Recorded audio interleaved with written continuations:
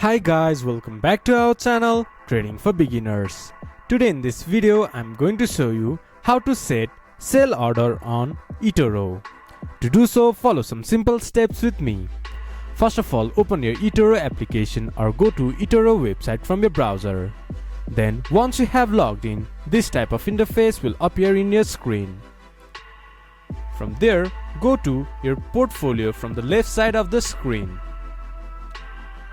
Then click on the specific stock or assets that you want to sell. Swipe right on the position. This will bring up the Take Profit screen.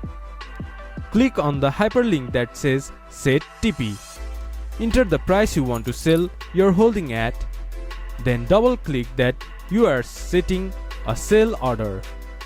Once you have verified everything, click to set limit to activate the profit order. This is how you can set sell order on Etoro.